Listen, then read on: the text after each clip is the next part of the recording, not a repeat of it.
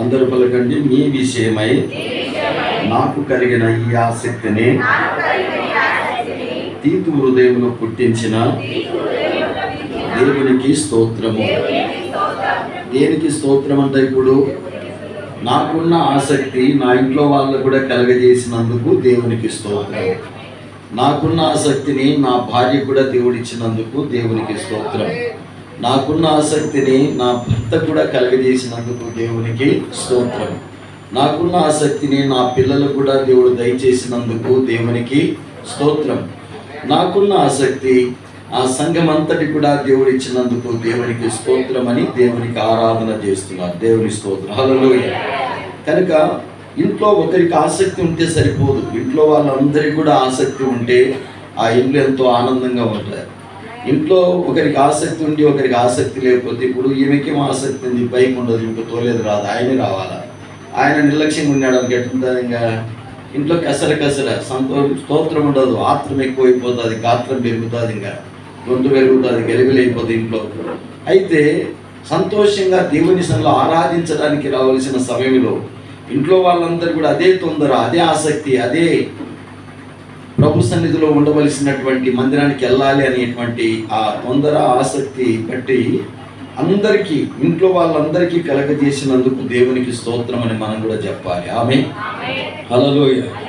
కనుక మనము కూడా, దేవా నా ఇంట్లో వాళ్ళకి ఈ భాగ్యం ఇచ్చిన, ఈ ఆసక్తిని నా ఇంట్లో వాళ్ళు కలగజేసిన, నా పిల్లలు కలగజేసిన, భర్త భార్య, నా కుటుంబం అంతటిలో కూడా నా సంఘములకి ఆసక్తి ఇచ్చినారు. వర్షములు కూడా నీ సన్నిధికి రావడానికి కృప చూపినారు, నీకు స్తోత్రం అని దైవజనుడు కూడా, ప్రభువా సంఘములో ఉన్న బిడ్డలందరికీ మీరు ఇచ్చిన ఆసక్తిని బట్టి నీకు స్తోత్రం అని దైవజనుడు సంఘాన్ని చూసి స్తోత్రం చెప్పేవాడుగా ఉండాలి. ఆమేన్. హల్లెలూయా. తర్వాత ఇంకా మనము దేనికి స్తోత్రం చెప్పాలో చూడండి. 9వ అధ్యాయం 15 వచనం, దాంట్లోనే కొరింథీయులకు రాసిన 2వ పత్రిక 9వ అధ్యాయం 15వ వచనం. చెప్పశక్యము గాని ఆయన వరమును గూర్చి దేవునికి స్తోత్రం. చెప్పశక్యము గాని ఆయన వరమును గూర్చి దేవునికి స్తోత్రం. దేవుని వాక్యములో ఇక్కడ సెలవిస్తున్నాడు, చెప్పశక్యము గాని దేవునికి వరమును గూర్చి అనగా దేవుడు మనకు అనుగ్రహించిన వరాలు, ప్రార్థన చేసే వరం, ఆరాధన చేసే వరం, దేవుని సన్నిధిలో పరిచర్య చేసే వరం, ఏదైనా మందిరంలో కిటికీలు తెరిచి చెప్పులు స్నాన దగ్గర ఉండే పరిచర్య, తర్వాత హాజరేసుకునే పరిచర్య, తర్వాత చక్కగా వచ్చిన వారి ప్రార్థన అవసరం రాసుకునే పరిచర్య, సండే స్కూల్ తీసుకునే పరిచర్య, దేవుని మందిరంలో ఎవరైనా రాకపోతే వాళ్ళను దర్శించి వాళ్ళని ప్రేమతో ఆహ్వానించి ఒక నాయకత్వం, ఒక వీధిలో నాకు ఈ భాగ్యం ఇచ్చినావు దేవా నీకు స్తోత్రమని దేవుని సన్నిధిలో మనకిచ్చిన వరాన్ని బట్టి, మనం పరిచర్య చేసే విధానాన్ని బట్టి, దేవుని ఇంట్లో మన కుటుంబంలో మనం పరిచర్య చేసే వారికి ఉండాలి. అలాగే మన సంఘములో కూడా మనం పరిచర్య చేసే వారికి ఉండాలి. ఆ వాక్యము దేవుడు సెలవిస్తున్నాడు, వరమును బట్టి దేవునికి స్తోత్రం. చాలామంది నాకు పాటలు పాడే వరం లేదు అనుకుంటారు. పాటలు పాడే వరం అంత కన్య అయితే గినంగా, తర్వాత ఇప్పుడు నోరెక్కడ, అందరి చెవి అయితే ముక్కు ఎక్కడ, ముక్కు కావాలని ముక్కుకు ఒక గుణం ఉంది, తర్వాత చెవికి ఒక పని ఉంది, కన్నుకు ఒక పని ఉంది, మెదడుకు ఒక పని ఉంది, చేతులకు ఒక పని ఉంది, కాళ్ళకు ఒక పని ఉంది, కనిపించే అవయాలకు ఒక పని ఉంది, కనిపించని అవయాలకు ఒక పని ఉన్నాయి. అన్ని పనులు చేస్తేనే శరీరం అవుతారు. అలాగే అన్నీ కనబడే, వీడి స్టేజ్ మీద నేను కనబడకపోతేనే అని ఎవరు అనుకోవాల్సిన అవసరం లేదు. ఇక్కడ కనబడకుండా చేసే పనులే శ్రేష్టమైన పనులు. దేవుని స్తోత్రం. హల్లెలూయా. కనుక గుండె కనబడదు, ఎంత విలువైంది గుండె, గుండె ఆగిపోతే ఉంది ఇంకా పరిస్థితులు. అలాగే గుండెని వల్లే, గుండె ఎప్పుడు నేను బయట కనబడాలనుకున్నదు, దేవుడు నన్ను ఎక్కడ పెట్టినాడో అక్కడనే ఉండి పని చేస్తాను అనుకుంటారు. అది దాని వరమును బట్టి దేవునికి స్తోత్రం. హల్లెలూయా. కనుక పురుషుడు బయటకు వెళ్తాడు, భార్య ఇంట్లో ఉంటుంది. నేను బయట తిరగకపోతే అని వేస్తే అనుకోకూడదు. అలా అనుకోవడం అనేది మంచిది కూడా కాదు. నన్ను ఎక్కడ తీసుకోపోతే అని ఎప్పుడు కొనకూడదు, సనకూడదు. తర్వాత పురుషుడు బయట తిరిగి బాగుపడతాడు, స్త్రీ ఇంట్లో ఉండి బాగుపడతాడు. అది ఎప్పుడైనా ఆ విధంగా ఉండాలి. కనుక భగవంతుడు ఎవరికి ఒక్కొక్కరికి ఒక వరం. మన శరీరంలో ఉన్నటువంటి అవయవులన్నీ ఎప్పుడు అలగలేదు. ఎప్పుడన్నా అలిగినాయా? మనం ఏ స్థితిలో పెట్టినా ఆ స్థితిలో అవన్నీ తృప్తి కలిగి శరీరం కొరకు పనిచేస్తున్నాయి. ఏది తక్కువ కాదు, ఎక్కువ కాదు. భగవంతుడు పెట్టిన అవయవాలని దేనికి ఇచ్చిన వరంలో అవి కలిగి దేని వరములో ఏ పని చేయాల్సిన పని దేవుడు చెప్పినాడు, ఆ పని చేసుకుంటూ సంతోషంగా ఉన్నాయి. ఆమె అదే అంటున్నాడు ఇక్కడ, ఆయన వరమును గూర్చి దేవునికి స్తోత్రం. ప్రేమించేవారు, పవిత్రమైన దేవుని సన్నిధిలో ఆరాధించేవారు, పాటలు పాడేవారు, ఏ వరమైనా సరే, సంఘములు కసువుర్చే పరిచర్య, వంట చేసే పరిచర్య, వడ్డించే పరిచర్య, బాత్రూమ్ శుభ్రం చేసే పరిచర్య అన్నిటికంటే గొప్పది. ఆమె ఈ రీతిగా ప్రతి పరిచర్య దేవుడు మనకు అనుగ్రహించినందుకు దేవునికి మనం స్తోత్రం చెప్పాలని దేవుడు సెలవిస్తున్నాడు. దేవునికి మహిమ కలుగునుగా. హల్లెలూయా. కొరింథీయులకు రాసిన మొదటి పత్రిక 15వ అధ్యాయం 57వ వచనం. కొరింథీయులకు రాసిన మొదటి పత్రిక 15వ అధ్యాయం 57వ వచనం.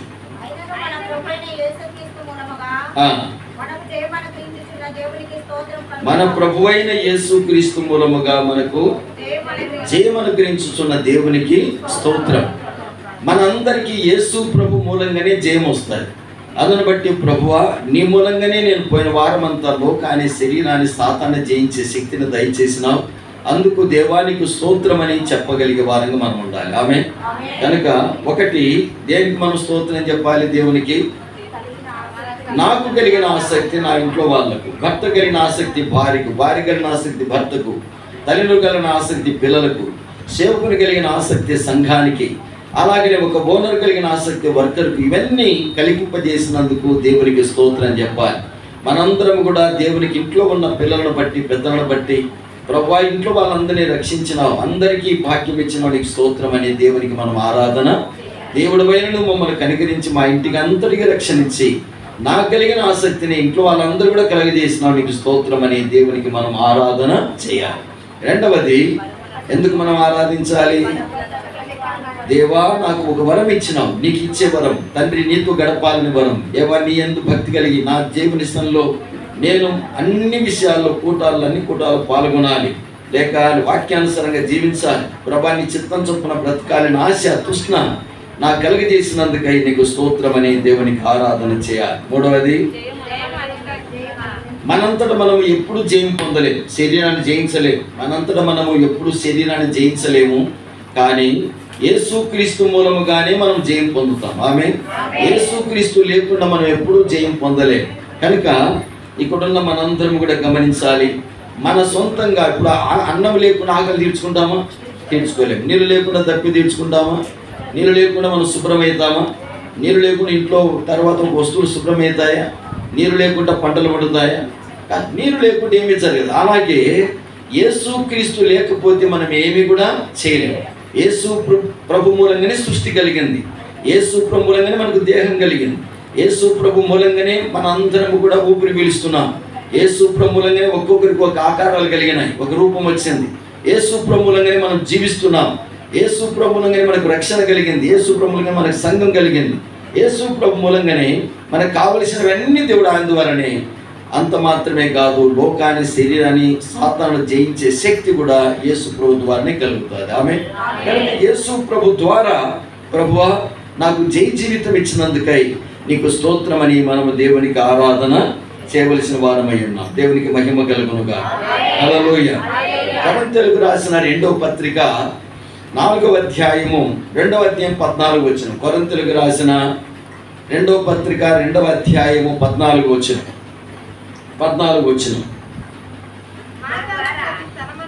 మా ద్వారా ప్రతి స్థలమందును క్రీస్తును గూర్చిన జ్ఞానము యొక్కయు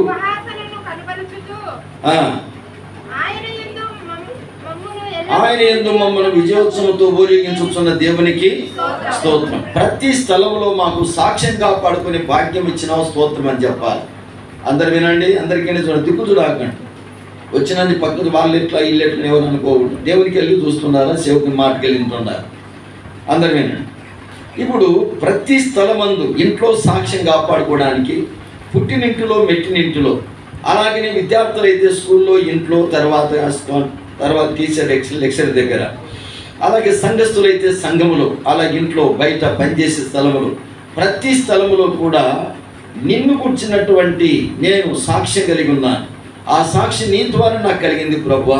విజయోత్సవంతో నన్ను ఊరేగిస్తున్నందుకు నీకు స్తోత్రం. ఆమె ఎక్కడ చూసినా మన పేరు వింటానే ఆయన ఆమె భక్తురాలు, దేవుని విశ్వాసం కలిగినది, చాలా మంచి బిడ్డ, అది సాక్ష్యం. కనుక ప్రతి స్థలమందు విజయోత్సవంతో మమ్మల్ని ఊరేగిస్తున్నావు కనుక నీకు స్తోత్రం. మంచి సాక్ష్యం. అంతమందు త్రాగేవాడు త్రాగడం మానేసినాడు, అంతమందు అల్లరి చేసేవాడు అల్లరి మానేసినాడు, అంతమంది మందిరానికి వెళ్ళేవాడు కదా మందిరానికి వస్తున్నాడు. ప్రతి స్థలంలో బంధువుల దగ్గర, ఇళ్ళ దగ్గర, ఇంట్లో, బయట, ఊరిలో, పుట్టింట్లో, మెట్టినింటిలో, ప్రతి స్థలములు కూడా దేవునికి మహిమ కలిగే విధంగా మంచి సాక్ష్యం నాకు ఇచ్చినావు ప్రభువా, అందుకు నీకు స్తోత్రం అని దేవునికి స్తోత్రం చెప్తున్నాడు. దేవునికి మహిమ కలుగును గాక. రోమీలకు రాసిన పత్రిక 1వ అధ్యాయం 8వ వచనం. రోమీలకు రాసిన పత్రిక 1వ అధ్యాయం 8వ వచనంలో లేఖనం ఇలా వ్రాయబడి ఉంది, మీ విశ్వాసము సర్వలోకములో ప్రచురము చేయబడుటను బట్టి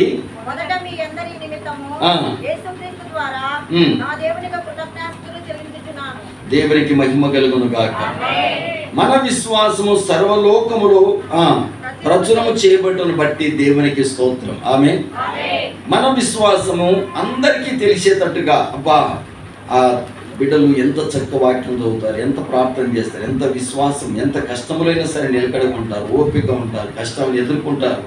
ఇది ఎప్పుడు అలగడంగా మేము చూడలేదు, వాళ్ళను ఎప్పుడు కొట్లాడంగా చూడలేదు, ఎంతో ఏ కూటమి ఆగిపోవడంగా చూడడం లేదు, ప్రతి కూటానికి నమ్మకంగా వచ్చే బిడ్డలు అని మన విశ్వాసము సర్వలోకములో మన పేరు ఎక్కడైతే తెలుసో అక్కడంతా ప్రచురణ చేయబడుతూ ఉంటే మనం దేవునికి ఏం చేయాలా?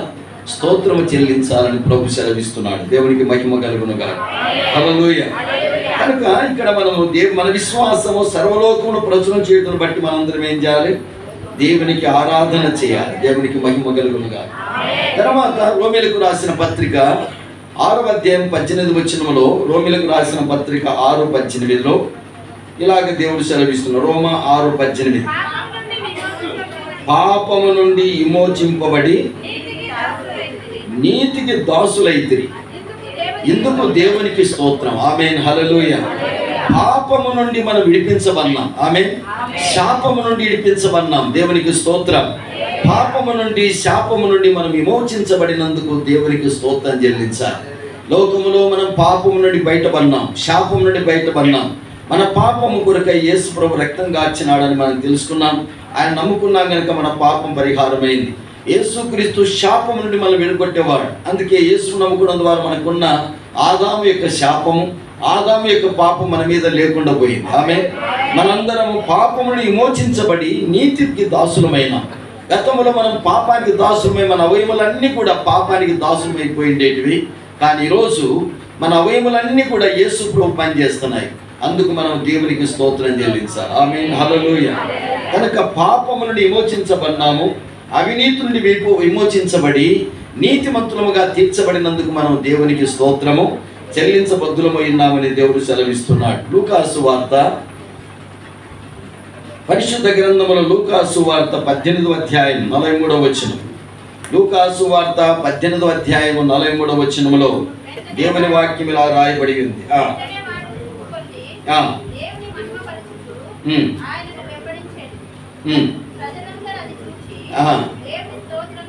దేవుని స్తోత్రం. ఇంకొకటి చదవండి, పురుషులలో గట్టిగా అది రాసుకోవాలి, చదవాలి. వెంటనే వాడు గుడ్డివాడు చూపు పొంది దేవుని మహిమపరచుచు ఆయనను వెంబడించాను. ప్రజలందరూ ఈ గుడ్డివాడు చూపు పొందుటను చూసి ఇంటికి వెళ్లకుండా యేసు ప్రభుమడి వెళ్ళి భక్తి చేసుకుంటా ప్రభువా ప్రభువా అనుకుంటా వెళ్తుంటే అది చూసి దేవునికి స్తోత్రము చేసిరి. ఆమేన్. గుడ్డివాడు తనకు చూపు వచ్చినందుకు దేవునికి స్తోత్రం చెల్లిస్తున్నాడు. ఆ గుడ్డివాడికి చూపు వచ్చుటను చూసి ప్రజలందరూ చూసి ఏం చేసినారంట? దేవునికి స్తోత్రము చెల్లించినారు. కనుక మనమందరం కూడా మన మనోనేత్రాలకు గుడ్డితనం కలగజేసిన వాడు సాతాను. ఇప్పుడు మన మనోనేత్రాలకు ఉన్న గుడ్డితనం తొలగిపోయి పవిత్రమైనటువంటి దేవుని మందిరానికి వస్తూ అందరూ కూడా ఇతడు దేవుని నమ్ముకొని దేవుని మందిరానికి వెళ్ళి అంతకుముందు ఉన్న చెడ్డ పనులన్నీ మానుకొని ఇప్పుడు పరిశుద్ధంగా ఇతడు జీవిస్తూ మందిరానికి వస్తున్నాడని ప్రజలు చూసి ప్రజలు కూడా ఏం చేస్తారంట? దేవునికి స్తోత్రము చెల్లిస్తారు. ఆమేన్. కనుక ఇక్కడ దేవుని వాక్యంలో గుడ్డివాడు చూపు పొంది ఏ విధంగా దేవుని స్తుతించినాడు, ప్రజలందరూ అది చూసి దేవుని ఎలాగా ఆరాధించినారో, మనల్ని చూసిన వారందరూ కూడా వీళ్ళు దేవుని నమ్ముకున్న బిడ్డలని అందరూ మనల్ని చూసి దేవుని ఆరాధించే వారుగా ఉండాలి. ఆమె మనల్ని చూసి దేవుని సన్నిధికి రావాలి. మన భక్తిని చూసి మందిరానికి రావాలి. మన నడవడిక చూసి ఇల్లులో ఎంత మార్పు తీసుకొచ్చిన దేవుడు, ఆ దేవుడు ఎంత గొప్ప దేవుడు అని ప్రజలు మార్పు పొందే విధంగా మనం జీవిస్తే అది మంచి భక్తి. అట్టి భక్తిని దేవా నాకు దయచేసినందుకు నీకు స్తోత్రం అని మనం దేవునికి ఆరాధన చేయవలసిన వారమై ఉన్నాం. దేవునికి మహిమ కలుగునుగా. దినవృత్తాంతముల గ్రంథం, పరిశుద్ధ గ్రంథములో నుండి దినవృత్తాంతముల 2వ గ్రంథం 6వ అధ్యాయం 4వ వచనం. 6వ అధ్యాయం 4వ వచనం.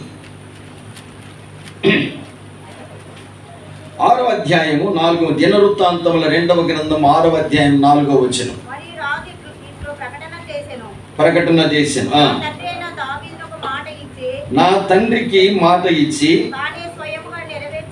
తానే స్వయముగా నెరవేర్చిన దేవునికి మహిమ కలుగునుగా. నా తండ్రికి ఇచ్చిన మాట తానే స్వయముగా నా దేవుడు నెరవేర్చినందుకు నా దేవునికి స్తోత్రం అన్నాడు. తండ్రికి ఇచ్చిన మాట కొడుకు నెరవేర్చినాడు. ఇదిగో దావీదు అన్నాడు, దేవా నేను మందిరం కట్టిస్తాను నీకంటే దేవుడు అన్నాడు, వద్దు, నీ కొడుకు కాలంలో నేను కట్టించుకుంటాను, వద్దులే నాయన అన్నాడు. అలాగనే కొడుకు కాలమైన సొలొమోను కాలంలో మందిరం కట్టబడింది. అప్పుడు ఆ తండ్రికి కొడుకు అయిన ఈ సొలొమోను దేవుని మందిరంలో చేరి, దేవా నా తండ్రికి ఇచ్చిన మాట తన కొడుకునైన నా ద్వారా నువ్వు నెరవేర్చుకున్నందుకే నీకు స్తోత్రం అని దేవుని ఆరాధించినాడు. తండ్రి అడుగుజాడలో కొడుకు నడుచుకోవడం అనేది చాలా మంచి భక్తి. ఆమేన్. నా తండ్రి అడుగుజాడలో నేను నడుచుకునే భాగ్యం నాకు ఇచ్చినందుకు స్తోత్రము నాయన అని సొలొమోను భక్తుడు తన తండ్రికి ఇచ్చిన మాటను బట్టి, తండ్రి అయిన దేవుని నా దేవునిగా కలిగి ఉండే భాగ్యం ఇచ్చినావు దేవా, నేను తప్పుడు అడుగేయకుండా, నేను పడిపోకుండా చెడిపోకుండా నా తండ్రికి నువ్వు ఇచ్చిన మాట ప్రకారం నాతో నెరవేర్చుకున్నందుకు స్తోత్రమని దేవుని ఆరాధిస్తున్నాడు సొలొమోను రాజు. ఆమేన్. హల్లెలూయా. కనుక మనందరము కూడా దేవుని అలాగనే ఆరాధించాలని దేవుని వాక్యములో ప్రభు సెలవిస్తున్నాడు. చివరిగా చూడండి, లూకాసు వార్త 2వ అధ్యాయము 20వ వచనం. లూకాసు వార్త 2వ అధ్యాయం 20వ వచనములో దేవుని వాక్యము ఇలాగ రాయబడి ఉంది. పరిశుద్ధ గ్రంథము నుండి 2వ అధ్యాయము 20వ వచనం. లూకాసు వార్త. అంతటా గొర్రెల కాపరులు తమతో చెప్పబడినట్లుగా విన్నవాటిని కన్నవాటిని బట్టి దేవుని మహిమపరచుచు స్తోత్రము చేయుచు తిరిగి వెళ్ళిరి అనే మాట మనం చూస్తున్నాం. గొర్రెల కాపరులు ప్రభువును చూచినారు, ప్రభువును ఆరాధించినారు, ప్రభువును గురించి మేము చూచినాము, విన్నాము అని అందరికీ చెప్పుకుంటూ దేవునికి స్తోత్రం చేసుకుంటూ వెళ్తుంటే చూసిన వాళ్ళందరూ ఆశ్చర్యపోయినారంటే, ఇళ్ళకెట్టు వచ్చింది ఇంత జ్ఞానం అని, ఇళ్ళకెట్టు వచ్చింది ఇంత భక్తి. గొర్రెల కాపరులు ప్రియులారు, మూర్ఖులైన వారు ఎట్లా వచ్చింది ఈ భక్తి అని అందరూ కూడా ఆశ్చర్యపోయినారు. వీళ్ళు దేవుని స్తోత్రం తెలుసు, ప్రభువా అవివేకులమైన మాకు వివేకం కలగజేసినావు, అభాగ్యులమైన మాకు ఈ భాగ్యం, ప్రభును చూసి ఆరాధించే భాగ్యం ఇచ్చినావు, నీ స్తోత్రం అని దేవునికి స్తోత్రం చెబుతూ వాళ్ళు కన్న వాటిని విన్న వాటిని గురించి ప్రజలకు చెప్తూ వెళుతూ ఉన్నారట. దేవునికి స్తోత్రం. హల్లెలూయా. కనుక ప్రియులారా, గొర్రెల కాపరులు దేవుని చూసినందుకు, ఆరాధించినందుకు దేవునికి ఆరాధన చేసి దేవునికి స్తోత్రము చేసినట్టు చూస్తున్నాం. పరలోకములు కూడా ఆరాధన జరుగుతుంది, భూలోకములు కూడా ఆరాధన జరుగుతుంది. ఏమిటి ఆరాధన చూడండి, అక్కడనే 2వ అధ్యాయం 13-14 వచనాలు అందరం చదువుదాం. లూకాసు వార్త 2వ అధ్యాయం 13-14 వచనాలు.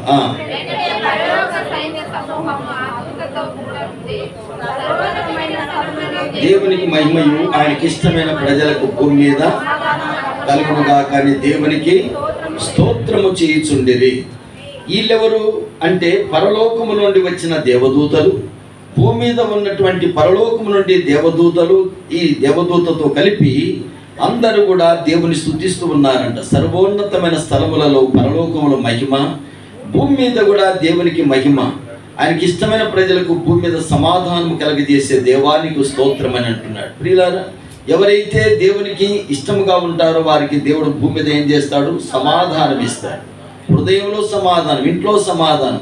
చాలా కుటుంబాల్లో సమాధానము ఉండదు, కానీ యేసుక్రీస్తు నమ్ముకున్న కుటుంబాల్లో గొప్ప సమాధానం దేవుడు ఇస్తాడు. దేవునికి మహిమ కలుగునుగా.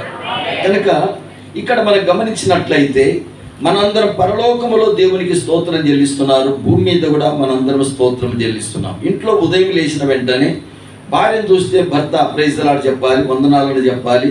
తర్వాత దేవుని సన్నిధిలో గుడ్ మార్నింగ్ అని ఒకరికొకరు చెప్పుకోవాలి. లేచిన వెంటనే ఒకరినొకరు చిరునవ్వుతో దేవుని స్తుతించాలి. చిరునవ్వు 1000 రోగాలు పోగొడుతుందట. కోపం 10 రోగాలు తీసుకొస్తుందట. కోపం ఎన్ని రోగాలు చేస్తుంది? 10 రోగాలు. చిరునవ్వు 1000 రోగాలు పోతాయి. త్యాదు ఉండే రోగాలు పోతాయి. అందులో బట్టి పొద్దున్న లేస్తానే ఇద్దరు ఏం చేసుకోవాలి? చిరునవ్వుతో. భర్తను చూస్తేనే భార్యను చూస్తేనే ఈ పాడుముఖం దాన్ని ఏం చూసావు తలకాయ ఉంచుకోకూడదు. ఈ పాడుముఖం ఏం చూసావాలి అని చెప్పి తలకాయ ఉంచుకోకూడదు. ఏం చేయాలి? పొద్దున్న లేస్తానే చిరునవ్వుతో భార్యను కోపగించుకుండేది, ముఖం మార్చుకుండేది, బుడ్డమూతిదే, సొట్టమూతిదే, తర్వాత అంతా మంచిదే. అయినప్పటికీ ప్రభువును బట్టి చిరునవ్వుతో దేవుని ఆరాధన చేయి. దేవుని సన్నిధిలో ఆమెకు పొద్దున్నే వందనాలు చెప్పినట్లయితే దేవుని ఆరాధన చేసినట్టే. దేవుని స్తోత్రం. కనుక ఉదయం మొదలుకొని సాయంకాలం వరకు మన గాత్రం ఉండేది స్తోత్రం చేయడానికే. మనం ఏం పని చేస్తానే స్తోత్రం స్తోత్రం స్తోత్రం స్తోత్రం అని మనము మన జీవితమే ఒక ఆరాధనగా మారాలి. మన జీవితమే ఒక స్తోత్రముగా మారాలి. మన గాత్రం ఉన్నది స్తోత్రం చేయడానికే గనక, ముక్కున్నది వాసన పీల్చడానికే గనక, అది వాసన పిలుస్తూనే ఉంటుంది, ఊపిరి పిలుస్తూనే ఉంటుంది. చెవులు ఉన్నది వినడానికే గనక, దర్పని వింటూనే ఉంటుంది. మన గాత్రం ఉన్నది స్తోత్రము చేయడానికే గనక నిరంతరము మనము దేవునికి స్తోత్రం చెప్తూనే ఉండాలి. ఆమేన్, హల్లెలూయా. కనుక ప్రియులారా, ఈ ఆరాధన పరలోకమందు, అందుకే పరలోక ప్రార్థన ఒక మాట ఉంటుంది, పరలోకమందు నీ చిత్తము నెరవేరున్నట్లు భూమి మీదను నెరవేరునుగాక. పరలోకములో ఉన్నది ఆరాధన స్తోత్రం, భూమి మీద కూడా స్తోత్రం ఆరాధన ఉండాలి. మనం ఈ లోకములో ఊపిరి పిలిచిన ప్రతిసారి స్తోత్రం అని పిలిస్తే దేవుడు సంతోషపడతాడు. ఎంత భార్య కృతజ్ఞత కలిగి ఉంటుందో భర్త పట్ల, అంత భర్తకు సంతోషం కలుగుతుంది. భార్య పట్ల భర్త ఎంత కృతజ్ఞత కలిగి ఉంటాడో అలాగనే ఆ భార్య కూడా భర్తను బట్టి సంతోషం కలుగుతాయి. తల్లిదండ్రులను బట్టి పిల్లలు ఎంత కృతజ్ఞత కలిగి ఉంటారో ఆ తల్లిదండ్రులకు సంతోషం కలుగుతాయి.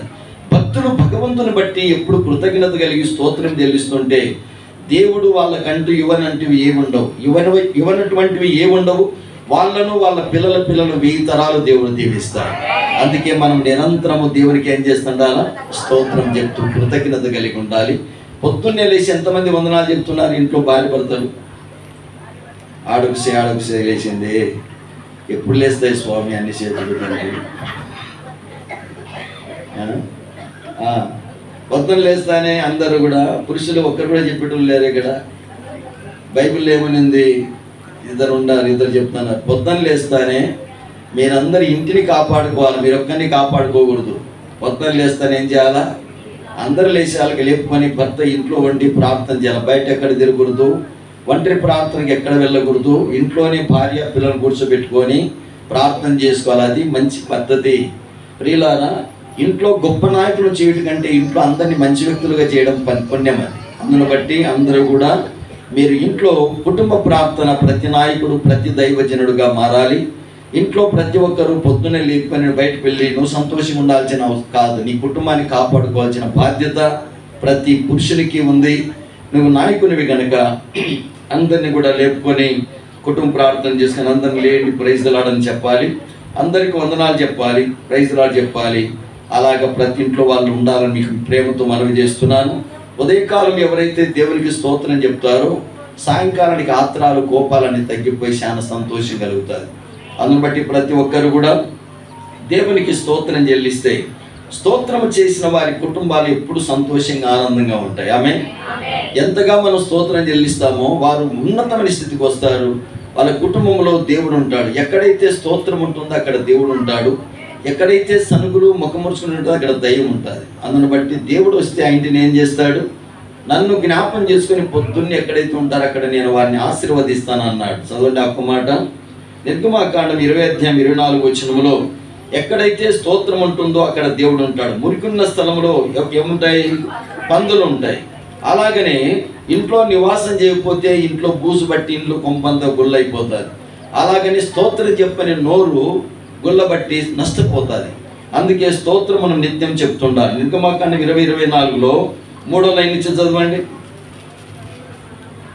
నిర్గమాకాండం 20:24 3వ లైన్ నుండి.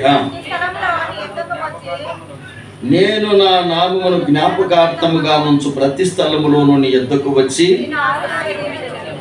ప్రైజ్ ద లార్డ్ అంటే దేవునికి స్తోత్రం అని నువ్వు అంటే అక్కడ దేవుని నువ్వు జ్ఞాపం చేసుకున్నావు. జ్ఞాపం చేసుకున్న నీ నోటిలోకి దేవుడు వస్తాడు. ఆమేన్. నీ ఇంట్లోకి దేవుడు వస్తాడు. ఆమేన్. నీ కుటుంబంలోకి దేవుడు వచ్చి, దేవునికి నువ్వు స్థలం ఇచ్చినట్లయితే ఆ ఇంట్లోకి దేవుడు వచ్చి నిన్ను ఆశీర్వదిస్తాడు. ప్రభు ఇంటికి వస్తే అన్నీ ఆయన దగ్గర ఉన్నాయి. ఆయన దగ్గర లేనిది ఏదన్నా ఉందా? సకల దీవెనలు ఆయన దగ్గర ఉన్నాయి కనుక ప్రభు దగ్గర నువ్వు వస్తే సకల దీవెనలతో నింపబడతావు. నీళ్ళు ఆశీర్వదించబడుతుంది. ప్రభు నీకు తోడుగా ఉంటాడు. ఆమె దేవుడు తన మాటలను దీవించునుగాక. అందరూ మోకరించండి. నీ ప్రభు, నా ప్రభు, మన రక్షకుడైన యేసుక్రీస్తు మనందరి కొరకై ఈ సృష్టిని ఇచ్చినాడు. 6 దినాలు సృష్టిని ఇచ్చినందుకు చేతులెత్తి స్తోత్రం చెప్పండి దేవునికి. స్తోత్రం, స్తోత్రం, స్తోత్రం, స్తోత్రం, స్తోత్రం, స్తోత్రం. ప్రభువానికి స్తోత్రము నాయన. హల్లెలూయా, హల్లెలూయా. దేవా, ఈ సృష్టిని అంత 6 దినాలు నా కొరకు ఇచ్చినందుకై స్తోత్రం, స్తోత్రం. ఆయన నాకు రూపం ఇచ్చినందుకు స్తోత్రం చెప్పండి గట్టిగా. దేవా, రూపం ఇచ్చిన స్తోత్రం అని చెప్పండి. ప్రభా, నాకు జీవం కలిగించిన ఈ వారం అంతా నీకు స్తోత్రం, స్తోత్రం, స్తోత్రం. నేను ఒక్కొక్క విషయం చెప్తున్నప్పుడు మీరు స్తోత్రం చెప్తూ ఉండాలి. దేవా, నన్ను ప్రేమించి నాకు ఇచ్చిన కుటుంబాన్ని బట్టి స్తోత్రం, స్తోత్రం, స్తోత్రం. దేవా, ప్రేమించి రక్షణ ఇచ్చినావు, నీకు స్తోత్రం, స్తోత్రం, స్తోత్రం, స్తోత్రం. దేవా, ప్రేమించి సంఘం ఇచ్చినావు, స్తోత్రం, స్తోత్రం, స్తోత్రం. ప్రభా, ప్రేమించి ఆరాధనలను తీసుకొచ్చినందుకై స్తోత్రం, స్తోత్రం, స్తోత్రం. మహిమ కలిగిన దేవాని గొప్ప కార్యం అప్పుడు జరిగిస్తున్నందుకై స్తోత్రం, స్తోత్రం. యేసయ్యా నీకు స్తోత్రము నాయన. హల్లెలూయా, హల్లెలూయా. యేసయ్యా నీకు స్తోత్రం, స్తోత్రం, స్తోత్రము నాయన. గొప్ప దేవుడు, అందరి చేతులు పైకెత్తి దేవానికి స్తోత్రము నాయన. హల్లెలూయా, హల్లెలూయా, హల్లెలూయా, హల్లెలూయా. యేసయ్యా నీకు స్తోత్రం, స్తోత్రం, స్తోత్రం, స్తోత్రం. దేవానికి స్తోత్రము నాయన. హల్లెలూయా, హల్లెలూయా. యేసయ్యా నీకు స్తోత్రం, స్తోత్రం, స్తోత్రం, స్తోత్రం, స్తోత్రం, స్తోత్రం, స్తోత్రం, స్తోత్రం. హల్లెలూయా, హల్లెలూయా.